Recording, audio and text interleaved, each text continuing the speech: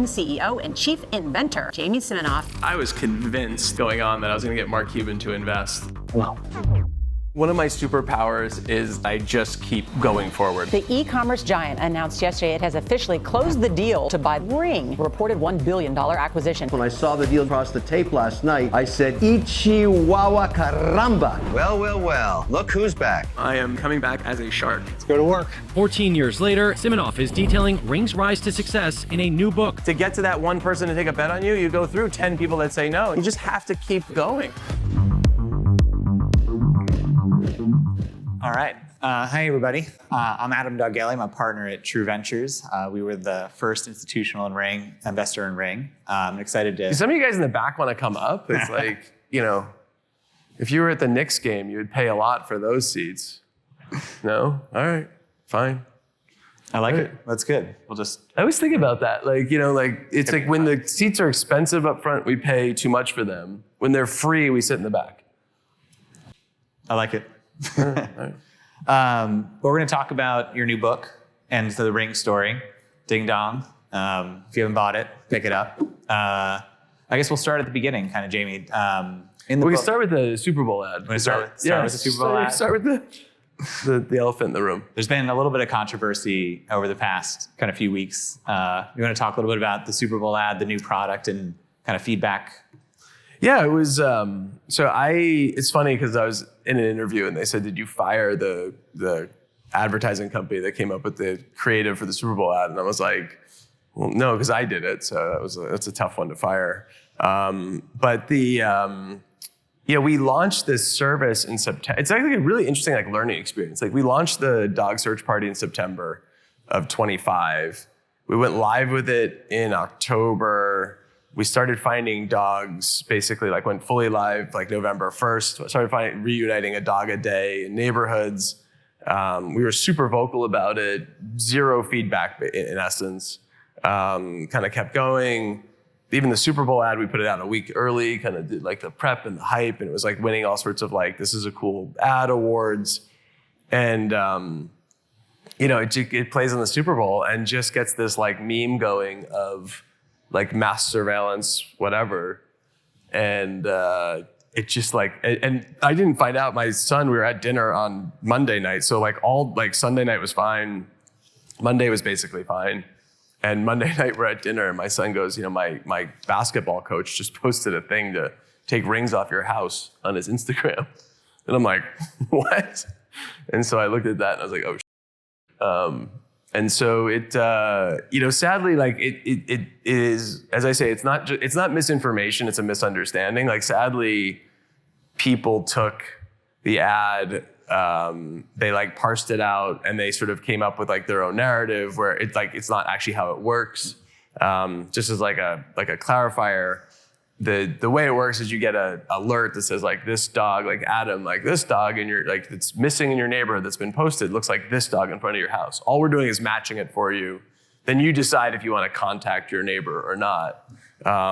It's actually no different than just walking into the back of your house and there's a random dog there and you see on the collar the phone number and you call it. So it's if you don't call it, same thing if it was in your backyard. If you didn't call it, no one would know that you didn't do it. So it's literally the same thing. And so, but it definitely, it was, the last couple of weeks have been exciting from that. And I went on my sort of a tour of trying to explain it to everyone. And I think, I think overall we did a good job, but who knows? And I guess, the AI products using computer vision at Ring are not new, but it's kind of the technology's really caught up to it. Could you talk a little bit about kind of the pace of kind of development of it's so funny because so Adam was he led our A round and sort of stayed with it the whole time, was on the board.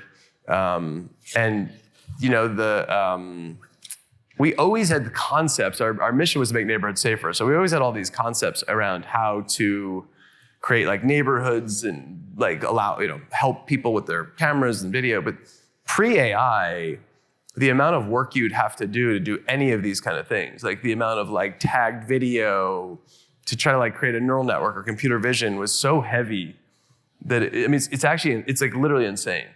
And it really is BC and AD. It's before AI and after AI is just for us is couldn't be any more different. And so, even search party for dogs is something we came up with in April, May. We launched it live on, over 100 million cameras, basically, from a scale side. We launched it in less than 6 months. It's like, the speed of that and the accuracy, the efficiency of it is like, it's pretty incredible. And so we just keep now using that to do other things. We just did one called Firewatch, which had a similar concept, which is if your area is in a mass fire event, obviously this is more for like Los Angeles, but there's some other areas like Texas that have these kind of massive fires that can go through communities.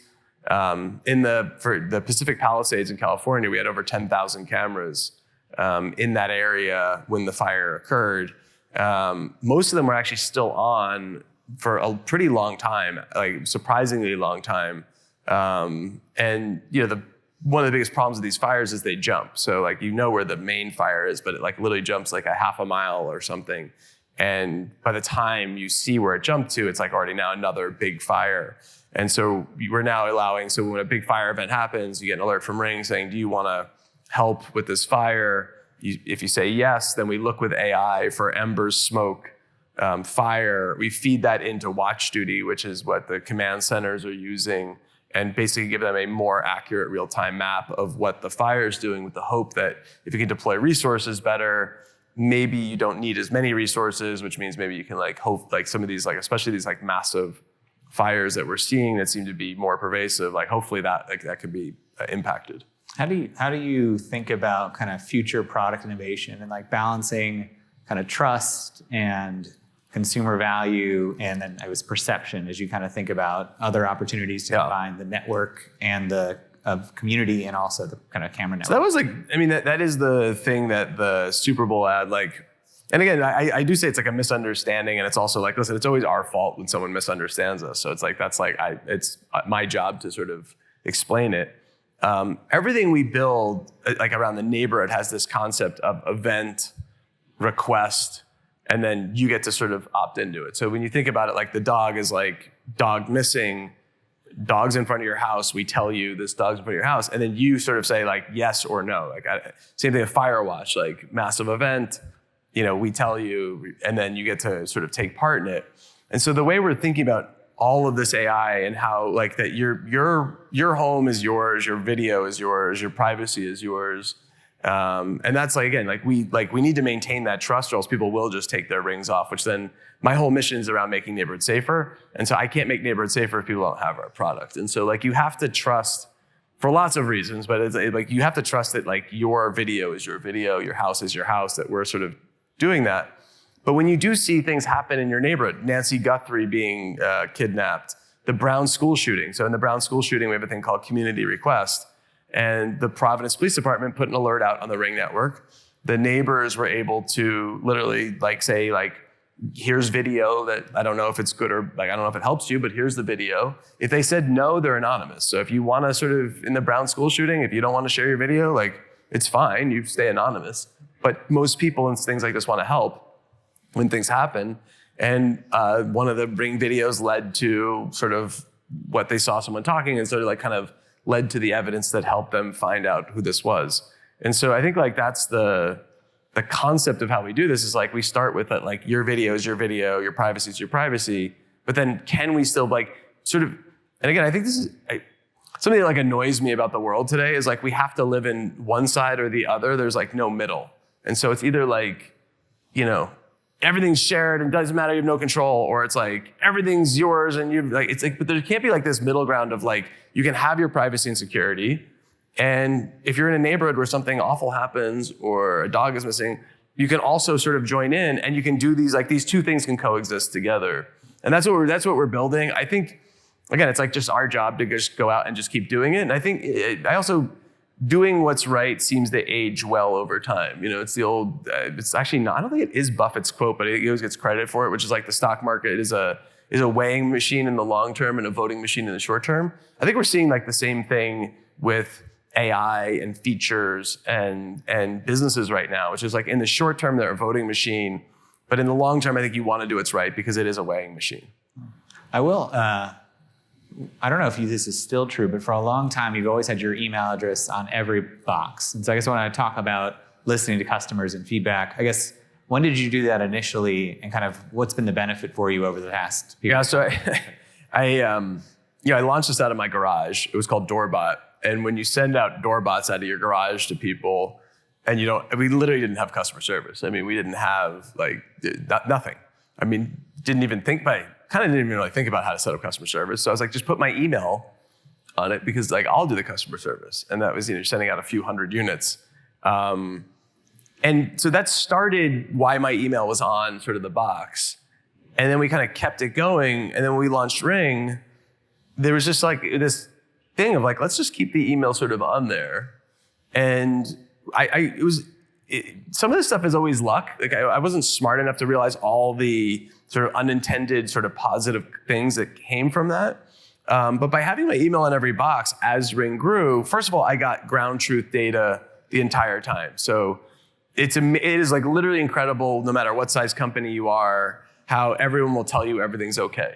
It's just human nature to say everything's okay. So a couple units go down and everyone's like, no, it's fine.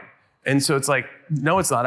Because I realized if I received 3 emails that someone said that their Ring wasn't working, that was probably as things went on, it was first it was 300 units were probably down, then it was 3,000, then it was 200. It's the magnitude was just higher, because obviously not everyone's going to email me. But the tech team would be no, it's fine. Or they'd say that's an anomaly that happened on those 2 people that are completely separated, on just their units. It's no. And so it was very good at finding the long tail, and especially before you had things like AI to look through your network, to finding these long tail little things. So it was good for that.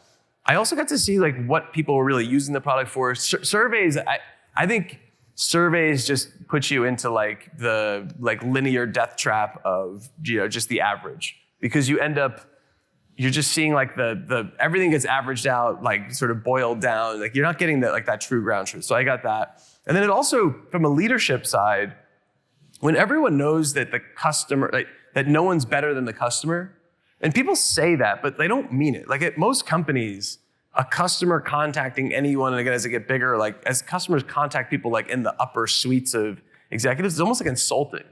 People are insulted to be contacted by a customer, which is crazy. And so I think by setting it that the person running it is willing to be the most contacted by customers, that does trickle down. And it trickles all the way down to, when a customer service person, and they hear these stories, when someone does something bad at customer service, and again, we have thousands of customer service people, it's gonna happen. Someone's gonna have a bad day. It does happen. When they hear the story of that they did something, and 20 minutes later, Jamie called them, got an email from a customer, was traveling, whatever, called the customer service person, talked to them, that story spreads. And then when you're on the phone with a customer, you're actually thinking the whole time, this person can contact all the way up through the chain of the company. You're going to try to do a better job. And so that it's sort of everyone does in some ways behave better or care more, because they know that it will trickle down. So it really became the email in the box became, I'd say it was it's a cheat code for running a business, because it's just easier to run a business when everyone feels and whether it's true or not, when people think that they're sort of going to be culpable for whatever they do, they usually behave better. Yeah. I do want to have you tell one Doorbot story, which is just after Shark Tank, the first Christmas, you sold, I think, 2,000 units.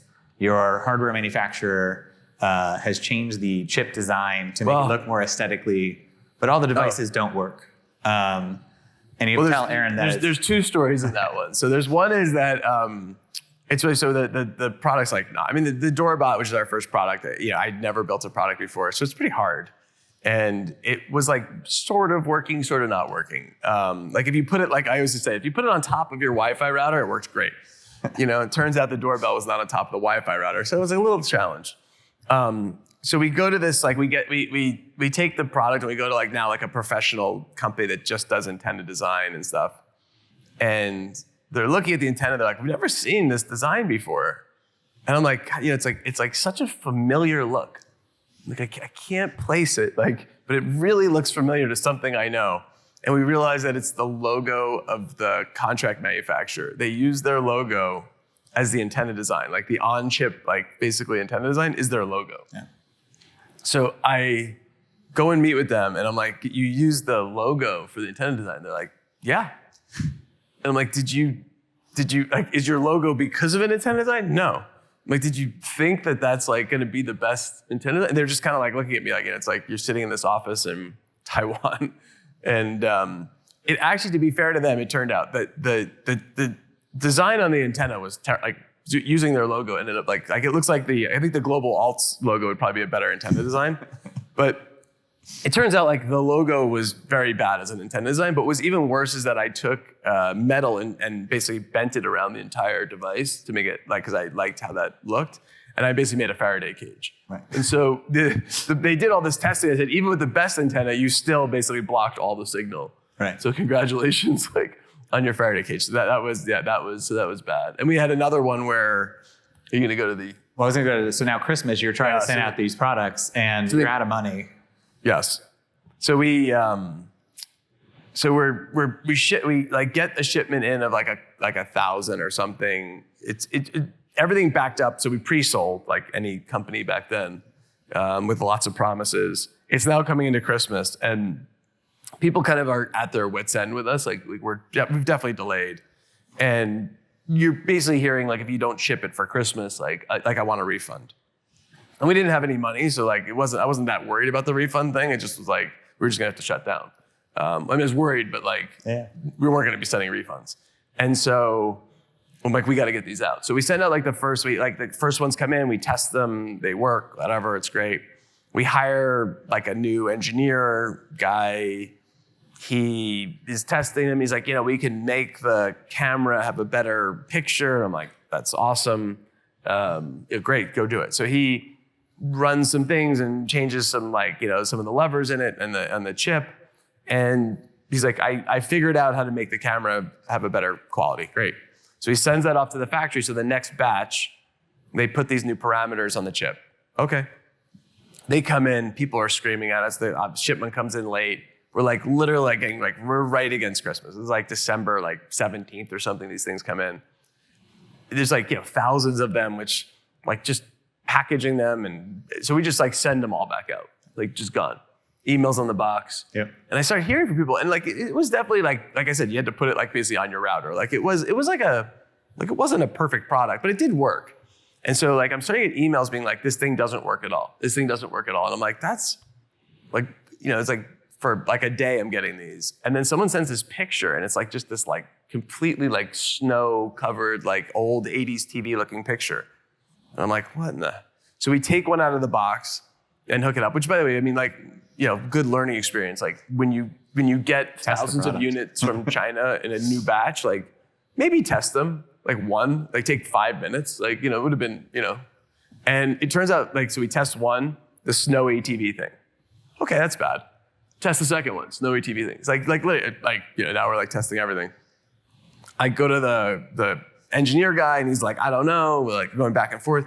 We realized this engineer, this is it's hysterical now. It was not funny at all this was Christmas Eve, by the way. So this was not funny on Christmas Eve.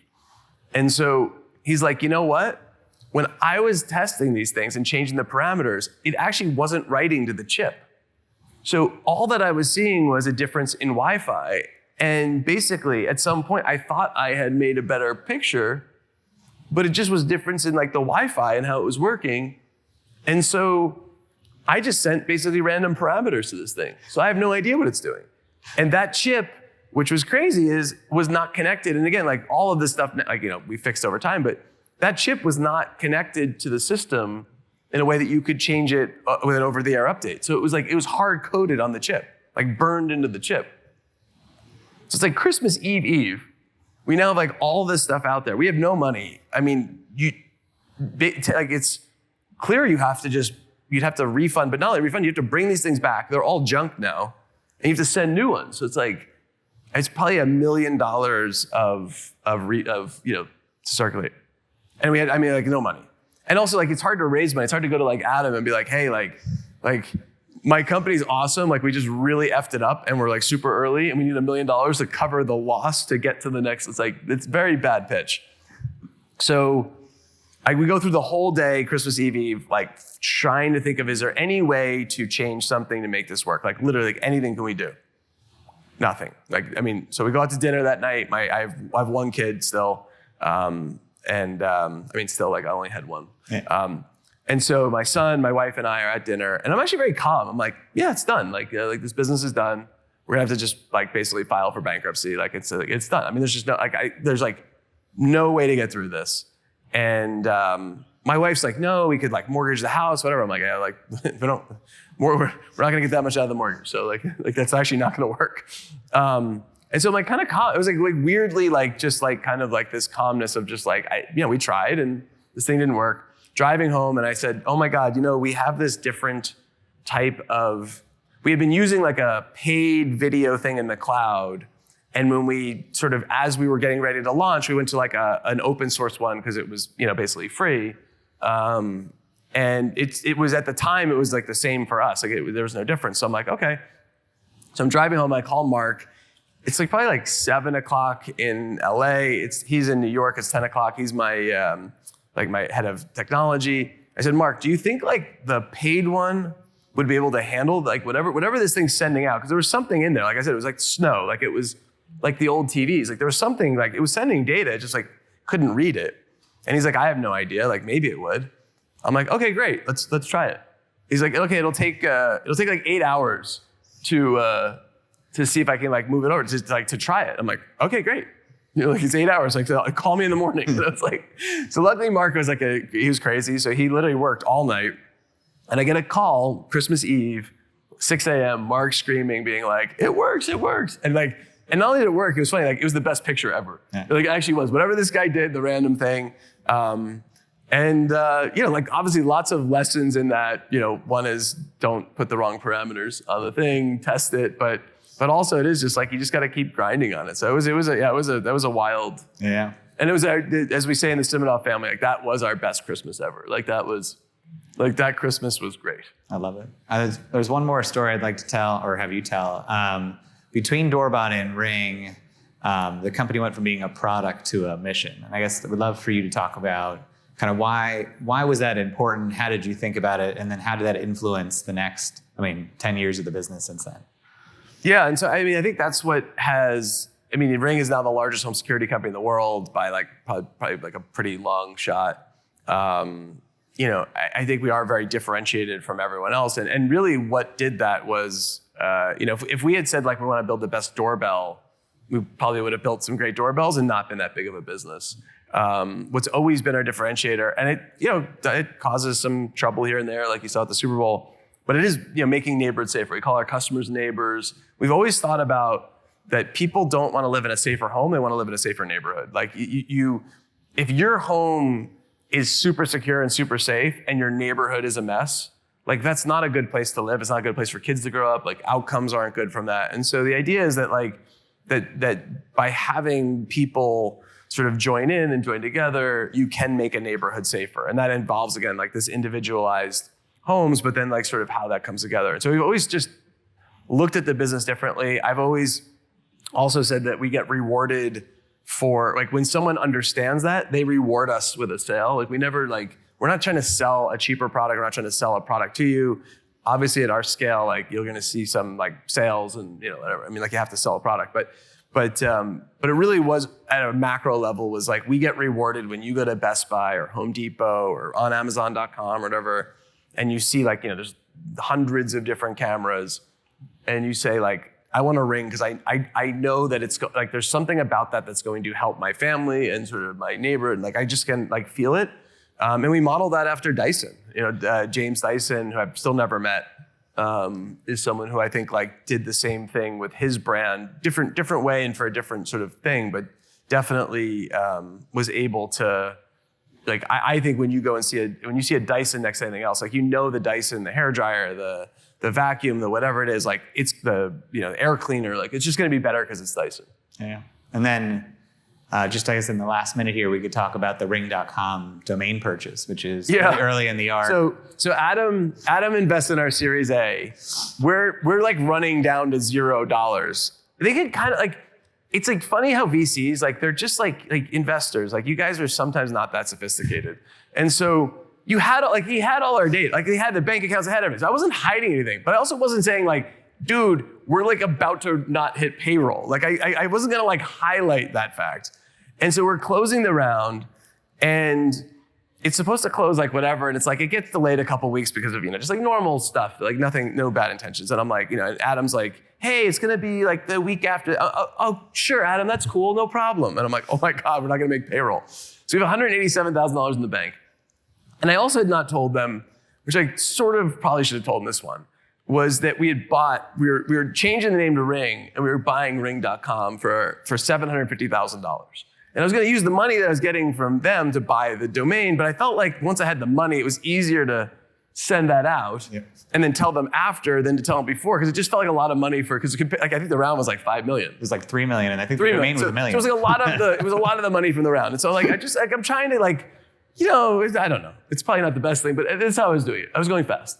And so that gets delayed. The closing for the ring.com domain name is in the middle of this.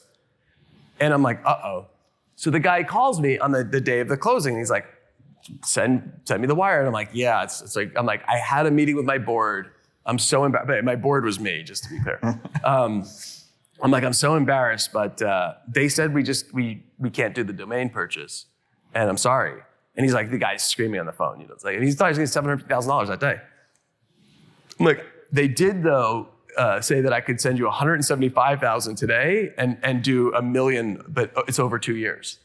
And he's like, F you, F this, F me, F him. I also had to call Adam and tell him I was doing this, which was not good. And then he's like, basically hangs up the phone and says, send the $175,000. Yeah. So we ended up paying $1 million over 2 years, which actually was better from a cash flow side. I had to tell Adam that we were buying ring.com, which Adam is the greatest investor ever, because Adam's just like, whatever I would say is like, as long as it wasn't like completely insane, he was just like, okay. Yeah. He's like, well, Jamie, if you think spending like a third of the money you're raising for a domain name is important, then you should do it. Like that would be his thing. We're aligned economically. It was good. He was right. Listen, it ended up being, I think you wouldn't want Ring without ring.com. So and it ended up being, it separated us from the pack immediately. Like instead of being just like another something company, like we were somebody. So yeah. Well, thank you, Jamie. Thank you, everybody. Thanks, guys.